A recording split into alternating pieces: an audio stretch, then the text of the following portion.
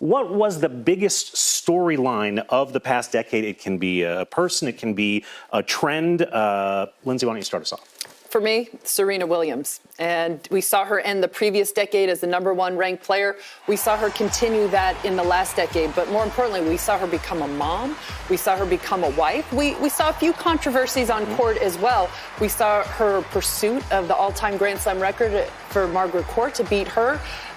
Everything went around Serena in women's tennis. And to see her again now, as Jim was saying, players playing in their mid to late 30s. She spent 236 weeks ranked #1 this last decade. She really stole the headlines on the WTA no matter what she did. Yeah, and what about how quickly she came back after having her daughter in 2017? 6 months later, she was back to playing. It's pretty unbelievable. Won a Grand Slam pregnant.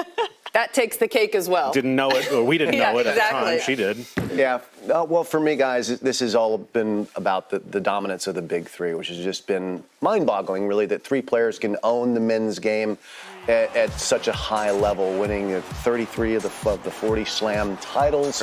9 out of the 10 years they were year in #1. Andy Murray was the one guy to get in there, and spreading the lens a little wider. 16 out of 17 years, one of the big three has been year in #1, and they continue to go, and they're going, and I don't think that we're done yet, which is just amazing.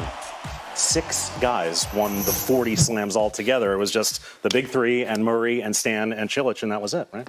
Well, do we remember the Maria Sharapova announcement in 2016? Lindsay and I remember. We were at that press conference, yeah. I mean, when we first heard that she was going to make this big announcement, we didn't know what it was. Was it retirement? Was it, some illness?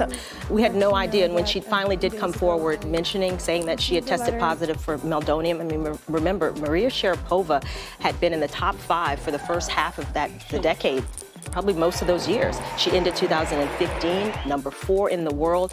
2016, it all came crashing down. We wondered if she'd come back after a 15-month layoff. She eventually came back in April of 2017, but just hasn't been the same. And we've been waiting for her to return to form. She's had some injuries, but that was a huge shock. Yeah, I remember Brett and I Googling what meldonium was. None of us really even knew what that product was.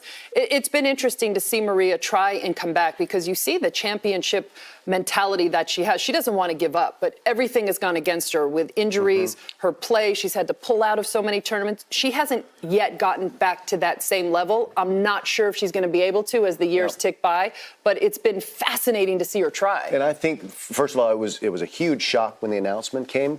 On a much lesser scale, it's a bit shocking for me that she hasn't been able to recapture that form. It just for a moment. We just haven't seen her streak out and have that big win, and that's, I'm sure that's why she's still sticking around, trying to have that one big moment in the sun again. She's been back for 2.5 years. She's won exactly 1 title, and she's been to exactly 1 Grand Slam quarterfinal.